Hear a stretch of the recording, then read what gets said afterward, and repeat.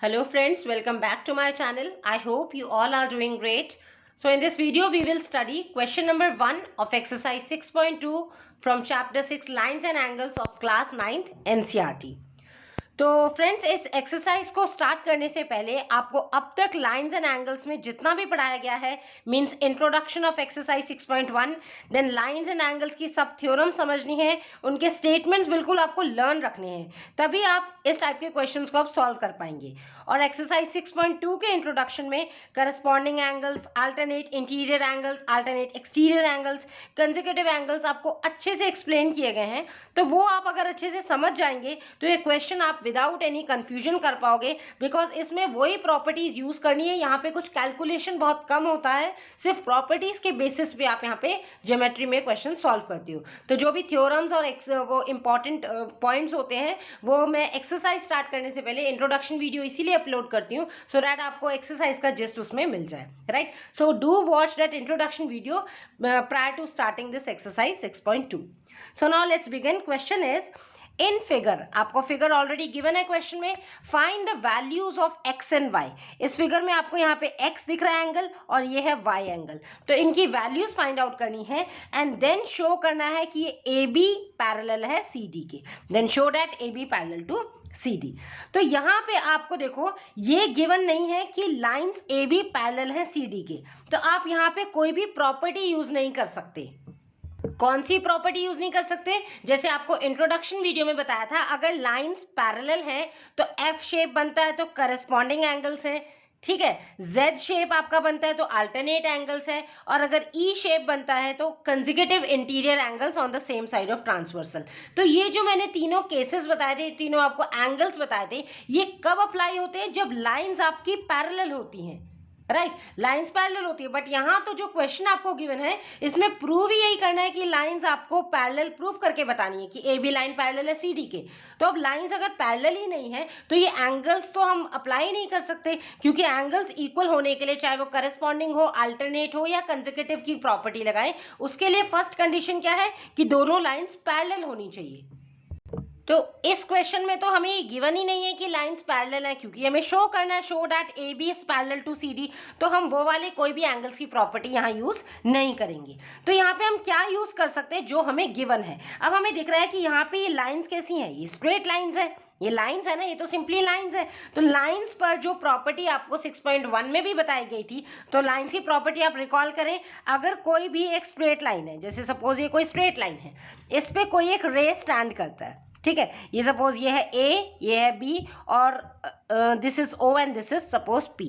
तो there is a रे OP जो स्टैंड है इस लाइन AB पे, ठीक है। तो यहाँ पे हम कौन सी प्रॉपर्टी यूज कर सकते हैं? लीनियर पेयर एक्सियम, ठीक है, क्योंकि उसमें क्या होता है, स्ट्रेट लाइन पर जो भी एंगल्स बनते हैं, जैसे ये एंगल है, ये एंगल है, suppose this is 1, this is 2, तो स्ट्रेट लाइन पर एक रे जो भी एंगल्स बनाती है, जितने भी एंगल्स बनाती है, उनका सम कितना होता है? 180 डिग्री। तो angle 1 plus angle 2 equals to 180 degree. तो ये प्रॉपर्टी हो जाएगी आपकी लीनियर पेयर एक्सियम, ठीक है। तो ये एक प्रॉपर्टी हम अप्लाई कर सकते हैं, क्योंकि लाइंस में तो यही प्रॉपर्टी होती है ना। नंबर 2 हम क्या प्रूव कर सकते हैं? जैसे अगर सपोज दो लाइंस इंटरसेक्ट कर रही हैं, तो जब इस तरीके से इंटरसेक्ट करती है तो इनके जो वर्टिकली ऑपोजिट एंगल्स होते हैं, जैसे suppose this is angle 1, angle 2 और ये वाला एंगल 3, दिस इज एंगल 4, तो ये जो वर्टिकली ऑपोजिट एंगल्स होते हैं ये इक्वल होते हैं, यानी कि एंगल 1 इक्वल्स टू एंगल 2 हो जाएगा, वर्टिकली ऑपोजिट जो इस डायरेक्शन में है, राइट। और ये वाले भी आपके इक्वल हो जाएंगे, एंगल 3 इक्वल टू एंगल 4। तो कंडीशन कौन सी है? Vertically opposite angles. तो ये जो दो प्रॉपर्टीज है हम इस क्वेश्चन में यही यूज कर सकते हैं, क्योंकि इसके लिए कोई कंडीशन नहीं है कि लाइन पैरेलल होनी चाहिए, इसमें तो बस यही है कि लाइन स्ट्रेट होनी चाहिए और लाइन इंटरसेक्ट होनी चाहिए। तो यहाँ पे आपके पास लाइन स्ट्रेट भी है, और अगर आप यहाँ से देखेंगे कि ये जो ट्रांसवर्सल लाइन है, हमें पता है कि ये वर्ड नहीं बोला कि इन्होंने ये ट्रांसवर्सल है, बट हमें पता है कि हमने इंट्रोडक्शन में आपको समझाया भी था, अगर दो लाइंस को कोई एक बीच की लाइन काटती है तो उस लाइन को हम ट्रांसवर्सल लाइन कहते हैं, ठीक है। तो देखो ये मेरी ट्रांसवर्सल लाइन है और ये इस पर एक रे है, जैसे मैं आपको सेपरेट पोर्शन में दिखाती हूँ। ये वाली ट्रांसवर्सल लाइन है और इसके ऊपर ये वाली रे, कौन सी बात कर रही हूँ मैं? यहाँ से A है और ये वाली जो रे है, ठीक है। यहाँ पे एंगल है आपके पास 50 डिग्री और ये एंगल है आपके पास X, यही तो है। तो मैंने ये वाला पोर्शन देख लिया। तो ये जो रे है आपकी दिस वन, ये क्या है, ये इस लाइन पे, सपोज इस लाइन का नाम अगर हम पी क्यू दे देते हैं, ये वाली लाइन जो है ना ट्रांसवर्सल लाइन, सपोज इसका नाम पी क्यू दे दिया, तो पी क्यू स्ट्रेट लाइन पर ये लाइन है आपके ऊपर रे, तो जो ये है इसमें हम लीनियर पेयर एंगल की प्रॉपर्टी लगा सकते हैं। ठीक है, लाइन आपकी ऐसे भी स्ट्रेट हो सकती है, आप ऐसे मूव करके देख लेंगे, या फिर आप ऐसे भी हो सकती है। ठीक है, इससे कुछ फर्क नहीं पड़ता, स्ट्रेट लाइन पर रे बनना चाहिए। तो ये आपके पास स्ट्रेट लाइन है, ये उसके ऊपर एक रे है, ये इस डायरेक्शन में, और ये आपको ऐसा होता है। ठीक है, तो यहाँ से क्या है, हम लीनियर पेयर एक्सियम लगा सकते हैं। तो उसके अकॉर्डिंग क्या हो जाएगा, x + 50, एक स्ट्रेट लाइन पर बनने वाले जितने भी एंगल्स हैं उनका सम कितना होता है, 180 डिग्री। तो दोनों एंगल्स कौन से हैं, एक है x और एक है 50 डिग्री। सो x + 50 यहाँ से कितना हो जाएगा आपके पास, 180 डिग्री। और यहाँ से आप फिर x की वैल्यू फाइंड आउट कर लेंगे। ठीक है, तो यही जो चीज़ है पहले हम यहीं से स्टार्ट करते हैं, लिखते हैं। So right down now, here transversal, अब ये जो ट्रांसवर्सल लाइन है, क्वेश्चन में इसकी कोई नेमिंग गिवन नहीं है। ठीक है, बट हमें पता है कि ये वाली लाइन क्या होती है, ट्रांसवर्सल लाइन है जो दो पैरेलल लाइंस को कट करती है। ठीक है, इस लाइन को क्या कहते हैं, ट्रांसवर्सल। सो हेयर ट्रांसवर्सल, ये एक्ट कर रही है स्ट्रेट लाइन की तरह। So here transversal is a straight line. तो ट्रांसवर्सल स्ट्रेट लाइन है, तो हम यहाँ पे क्या अप्लाई कर सकते हैं, linear pair axiom. So by linear pair axiom इन दोनों एंगल्स का सम कितना हो गया, 180 degree. So x + 50 degree equals to कितना आ गया, 180 डिग्री। तो इम्प्लाइज x की वैल्यू कितनी हो गई, 180 डिग्री प्लस 50 डिग्री को आपने यहाँ पे शिफ्ट कर दिया, ये बन गया -50 डिग्री। सो इम्प्लाइज x की वैल्यू आ गई 130 डिग्री। सो यहाँ पे हमारा एक पार्ट तो क्लियर हो गया, हमें निकालना था ना find the values of x and y, तो x की वैल्यू निकल गई। ठीक है, x की वैल्यू निकालने के लिए आपने लाइन की लीनियर पेयर एक्सियम प्रॉपर्टी लगा ली। अब हम बात करते हैं y की। अब y के लिए आप ये देखो, y कहाँ है इस फिगर में, ये रहा। तो y के लिए ये लाइंस आपस में इंटरसेक्ट कर रही है, ट्रांसवर्सल लाइन और ये CD लाइन, ये आपस में इंटरसेक्ट कर रही है। देखिए ऐसे ऐसे करके बन रहा है। ठीक है, ये आपके पास CD लाइन है और ये जो ट्रांसवर्सल इसके ऊपर है, यहाँ पे एंगल y है और ये आपके पास एंगल 130 डिग्री है। तो यहाँ पे ये जो y है ये इक्वल टू हो जाएगा 130 डिग्री के। रीजन, वर्टिकली ऑपोजिट एंगल्स है ना। वर्टिकली ऑपोजिट एंगल्स क्या होते हैं, जब दो लाइंस आपस में इंटरसेक्ट करती हैं तो उनके ऑपोजिट एंगल्स क्या होते हैं, इक्वल। तो यहाँ तो हमारे पास y की वैल्यू डायरेक्ट आ गई 130 डिग्री, हमें कोई कैलकुलेट करने की भी नीड नहीं है। So now write down. So we know that two lines intersect, जब दो लाइंस आपस में इंटरसेक्ट करती हैं then vertically opposite angles are equal. तो आपको ये स्टेटमेंट लिखना है, उसके भी हाफ पे लिखना है। सो y कितना आ गया यहाँ से, 130 डिग्री। तो अब यहाँ पे देखो आपकी x की वैल्यू भी 130 डिग्री आई और y की वैल्यू भी आपकी 130 डिग्री आ गई। अब आपको नेक्स्ट थर्ड पार्ट क्या करना है, x और y की वैल्यू निकल गई। Show that AB line is parallel to CD line. तो AB parallel to CD prove करने के लिए आपके पास 3 केसेस हैं। देखिए, मैंने आपको इंट्रोडक्शन वीडियो में बताया था, अगर आपको लाइंस पैरेलल प्रूफ करनी है तो ये कन्वर्स हो जाएगा एक्सियम का। क्या करना है उसमें, अगर आप ये प्रूफ कर दो कि इनके करस्पॉन्डिंग एंगल्स इक्वल हैं, करस्पॉन्डिंग एंगल्स मतलब जो एफ शेप में बनते हैं, मतलब ये वाला एंगल इस एंगल के इक्वल, ये आउटर वाला इस आउटर के, इस वाला इस एंगल के इक्वल, अगर ये corresponding angles 4 pair of corresponding angle में से कोई भी एक पेयर आप इक्वल प्रूफ कर दो तो ये प्रूव हो जाएगा कि करस्पॉन्डिंग एंगल्स इक्वल है, तो लाइन पैरेलल हो जाएगी। ठीक है, या फिर आप प्रूव कर दो कि अल्टरनेट एंगल्स इक्वल हैं। अल्टरनेट एंगल्स क्या होते हैं, जेड शेप में बनते हैं, बताया था ना आपको। जेड शेप क्या है, फिगर में देखो, यहाँ से यहाँ पे पेंसिल के, यहाँ से यहाँ, देन यहाँ और यहाँ, तो इनके जो ऑपोजिट एंगल्स होते हैं अल्टरनेट एंगल्स इन्हें कहते हैं। यहाँ पे ये अल्टरनेट इंटीरियर एंगल्स है क्योंकि ये इंटीरियर साइड में बन रहे हैं, लाइंस के अंदर की तरफ बन रहे हैं। तो अगर आप ये प्रूव कर दो कि अल्टरनेट इंटीरियर एंगल्स इक्वल हैं तो भी लाइंस आपकी पैरेलल हो जाएंगी, क्योंकि ये प्रॉपर्टी कब अप्लाई होती है, कन्वर्स है, कि अगर आप एंगल्स इक्वल दिखा दो तो लाइंस पैरेलल हो जाएंगी।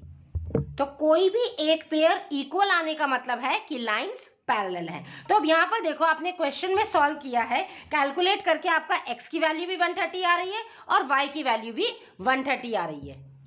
और हमें पता है कि जब दो लाइंस को ऐसे कोई ट्रांसवर्सल इंटरसेक्ट करती है तो इस तरह के जो एंगल्स बनते हैं, देखो यहाँ से ये जो एंगल बन रहा है ना जेड एंगल, इस तरह के जो एंगल्स बनते हैं एक लेफ्ट साइड में और एक राइट साइड में जेड शेप के, ये है ना, देखो यहाँ से यहाँ तक ये जेड शेप ऐसे बन रही है लाइक दिस, ये जेड शेप बन रही है और जेड शेप के आपके यहाँ पे ये एंगल x है और यहाँ पे क्या है अंदर एंगल y, तो x और y, तो ऐसा केसेस को हम कहते हैं अल्टरनेट इंटीरियर एंगल्स। जो अंदर की तरफ होते हैं उन्हें अल्टरनेट इंटीरियर एंगल्स कहते हैं, और जो आउटर की साइड में होते हैं तब होते हैं अल्टरनेट एक्सटीरियर एंगल्स। तो अल्टरनेट इंटीरियर एंगल्स की वजह से ये दोनों एंगल्स क्या हो गए, इक्वल। तो x इक्वल टू वाई हो गया, और अभी अभी हमने x की वैल्यू भी 130 और y की वैल्यू भी 130 निकाली है। दैट मीन्स यहाँ से क्या हो गया, आपको दोनों एंगल्स इक्वल हो गए। ठीक है, तो इक्वल हो गए, दैट मीन्स ये कब हो सकते हैं, जब लाइंस आपकी पैरेलल है। ये केस तभी पॉसिबल है इक्वल एंगल्स का कि इसका मतलब लाइंस ये पैरेलल होंगी। तो बस अब आपको इसी को लैंग्वेज में लिखना है। So as we have seen, जैसे हमने देखा कि दोनों एंगल्स का इक्वल सम कितना है 130 degree, angle x equal to angle y equal to 130 degree. But हमें पता है कि ये ट्रांसवर्सल लाइन है और इसमें z शेप बन रही है, तो इन एंगल्स को हम अल्टरनेट इंटीरियर एंगल्स कहते हैं। सो वही लिखा हमने, but they are alternate interior angles. और हमने एक थ्योरम पढ़ी है इसके ऊपर, थ्योरम 6.3, जो कन्वर्स है कि अगर एंगल इक्वल आ जाते हैं तो that means lines are parallel. तो उस थ्योरम का स्टेटमेंट आपको लिखना पड़ेगा। तो इसलिए मैंने कहा आपको जितने भी स्टेटमेंट्स यूज हो रहे हैं वो आपको बाय हार्ट होने चाहिए, बिकॉज स्टेटमेंट के अकॉर्डिंग ही यहाँ पे सॉल्व होता है। So now write down statement of that theorem 6.3। So by theorem 6.3, ये थ्योरम 6.3 आपकी एनसीईआरटी टेक्स्ट बुक में पेज नंबर 100 पे गिवन है। तो स्टेटमेंट क्या है, if a transversal intersect two lines. So इसका मीनिंग क्या है कि अगर कोई ट्रांसवर्सल दो लाइंस को, यहाँ पे आप ध्यान से देखेंगे टू लाइंस लिखा है, टू पैरेलल लाइंस नहीं है, टू लाइंस को मींस ओनली लाइंस को इस तरीके से इंटरसेक्ट करता है कि such that a pair of alternate interior angles is equal. अगर कोई ट्रांसवर्सल दो लाइंस को, तो यहाँ फिगर में आप देखेंगे ये एक ट्रांसवर्सल है, दो लाइंस को इस तरीके से कट कर रहा है कि उनके pair of alternate interior angles equal है। एक पेयर इक्वल है ना अल्टरनेट इंटीरियर एंगल्स का, x equals to y। So वही लिखा है, a pair of alternate interior angles is equal then the two lines are parallel. तो इसका मतलब क्या है, वो दोनों लाइंस कैसी हो गई, पैरेलल। सो ये स्टेटमेंट बहुत इंपॉर्टेंट है, ये आपको लर्न भी होना चाहिए, और मेन थिंग है इसको समझ लो। आप इसे अपने वर्ड्स में भी बना सकते हो। एक ट्रांसवर्सल है जो दो लाइंस को काट रही है, यहाँ पे दो पैरेलल लाइंस नहीं लिखना है, इसलिए मैं हाईलाइट कर रही हूँ ओनली लाइंस है। अगर एक ट्रांसवर्सल ओनली लाइंस को कट करता है, ऐसे इंटरसेक्ट करता है कि उनके अल्टरनेट इंटीरियर एंगल्स का पेयर इक्वल हो रहा है, तो हम क्या कहेंगे, टू लाइंस कैसी हो गई, पैरेलल। तो यहाँ पे लाइंस का नाम क्या है, A B and C D. तो हेंस हम क्या लिख सकते हैं, A B parallel to C D. So right down hence A B parallel to C D. तो इस स्टेटमेंट के अकॉर्डिंग हमने ये कहा है कि A B parallel to C D. So ये हो गया आपके पास हेंस प्रूव्ड। तो यही तीनों पार्ट्स आपको क्वेश्चन में गिवन थे। So that's it. तो इस टाइप के क्वेश्चन जब भी आपके एग्जाम में आते हैं तो आपको इतना ही लिखना होगा, क्योंकि इसमें एक्चुअली कुछ सॉल्व करने का नहीं है, बस स्टेटमेंट के अकॉर्डिंग आप उसको reference of statement and then answer लिखते हो। ये स्टेटमेंट का रेफरेंस एंड देन प्रूव कर दिया ए बी पैरेलल, ये स्टेटमेंट का रेफरेंस वर्टिकली ऑपोजिट तो y की वैल्यू, यहाँ से लीनियर पेयर एग्जाम किया तो यहाँ से x की वैल्यू। दैट मीन स्टेटमेंट के बिहाफ पे ही आपका सॉल्व होता है। सो इसलिए आपको इंट्रोडक्शन में जितना भी आपको थ्योरम स्टेटमेंट बताया गया उनको अच्छे से आप समझ लें, तो ये चैप्टर बहुत इजी भी है, राइट। सो आई होप आपको ये क्वेश्चन अच्छे से समझ में आ गया होगा। स्टिल अभी भी कहीं कोई डाउट आ रहा है तो आप प्लीज कमेंट बॉक्स में कमेंट करें। एंड गाइस, अगर आपको कंटेंट समझ में अच्छे से आता है then please like, share and subscribe the channel also, and do hit the notification bell also, so that मेरी डेली वीडियो अपडेट्स की सबसे पहली नोटिफिकेशन आपको मिल जाए। Thank you.